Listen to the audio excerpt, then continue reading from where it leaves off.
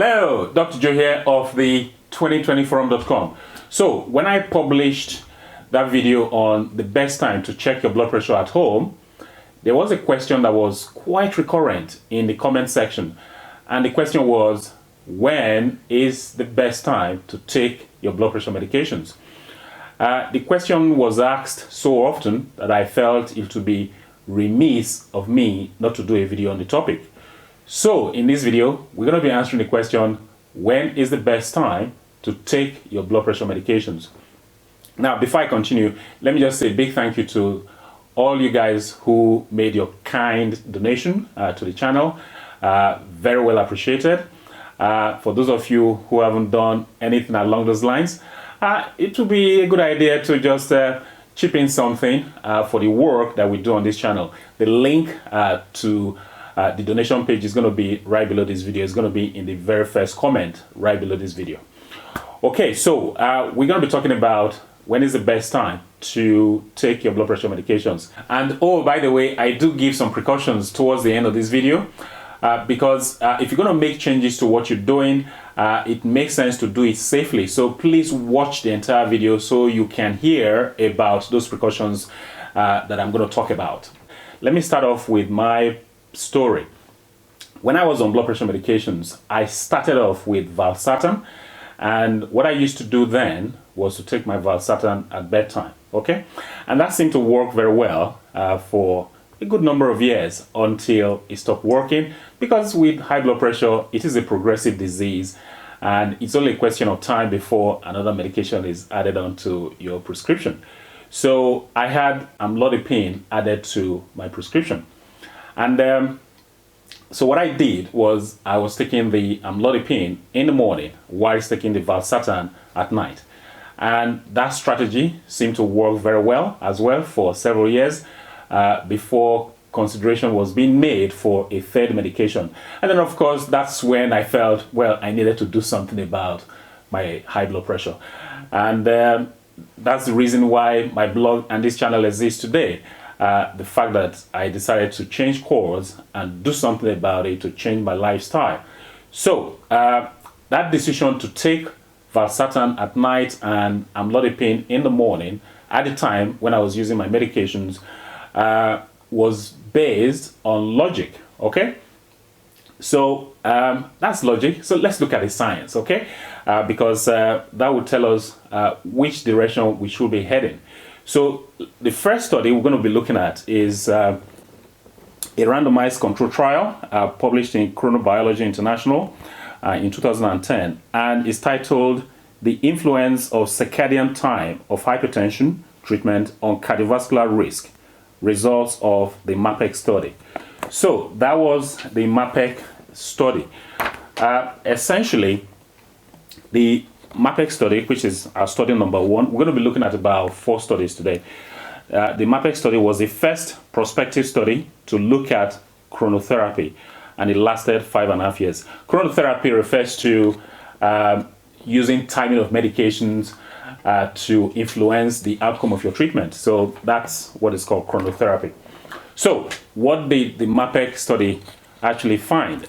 Well, it was the first study to establish that bedtime chronotherapy, okay, is more effective than daytime therapy at blood pressure control. It also found that bedtime chronotherapy decreases the prevalence of nighttime BP non-dipping, because it is expected that your blood pressure should dip at night. If it's not dipping, you are a non-dipper. So what this study found was that bedtime chronotherapy decreases your likelihood of being a non-dipper. It also found that bedtime chronotherapy was best at reducing cardiovascular disease morbidity and mortality. So that's the first study. Let's look at study number 2, okay? We're going to be looking at 4 studies today. So study number 2 was also a randomized control trial published in the same journal in 2013, and it's titled "Treatment Time Regimen of Hypertension Medications Significantly Affects Ambulatory Blood Pressure and Clinical Characteristics of Patients with Resistant Hypertension." Okay, so Study number 2, this very study, aims to answer the question, does chronotherapy affect blood pressure control in people with resistant hypertension? And the tool they used in this study was a 48-hour ambulatory blood pressure monitoring. Very nice tool to use, I have to say. So what did they find in study number 2? Well, they found that the bedtime therapy group, okay, because they split them up, some took their medications at bedtime, others took their medications in the morning. They found that the bedtime therapy group were less likely to develop kidney damage. So it will appear that taking your medication at night is protective of target organ damage. So the kidney is one of the target organs that hypertension tends to hit, and they found that bedtime therapy sort of reduced the likelihood of that happening. Also, they found that those who took their medications at night had better lipid profile, and they also had lower mean asleep systolic and diastolic blood pressure. Systolic is the top value and diastolic is the bottom value. So generally speaking, they're saying that those who took their blood pressure medications at night had better blood pressure when they were asleep. Okay? So what was the conclusion from that study? They concluded that bedtime hypertension medication regimen should be the therapeutic scheme of choice for patients who are resistant to high blood pressure treatment. So this study is actually telling us that for those who have resistant hypertension that is difficult to manage, taking their medications at night was a solution. So that's study number 2. Let's look at study number 3. And this one is fairly recent, I have to say. Study number 3 was published less than a year ago in the European Heart Journal. And it's titled, Bedtime Hypertension Treatment Improves Cardiovascular Risk Reduction, the HIGIA Chronotherapy Trial. Okay? So, what were the findings of the study number 3? First of all, what was the question study number 3 was looking to answer? The question that study was looking to answer was bedtime versus awakening hypertension therapy. Which was better at cardiovascular disease risk reduction? So that was the main question. And I like this study because, for a number of reasons. And here they are. It's randomized. We like randomized control trials. It had 19,000 plus participants. That's a huge sample size. And it ran for over 6 years. Okay? Pretty good follow-up. It was also multi-center. And also, they went ahead and included diabetics, smokers, and even people with prior history of cardiovascular events like heart attacks in the study. So, pretty good study, I have to say. And like I said, it's fairly recent. So, what did they find? Let's see. They found that bedtime users, okay, those who took their blood pressure medications at night as opposed to taking it in the morning, had significantly enhanced decrease in asleep blood pressure. Okay? So bedtime users had better asleep blood pressure.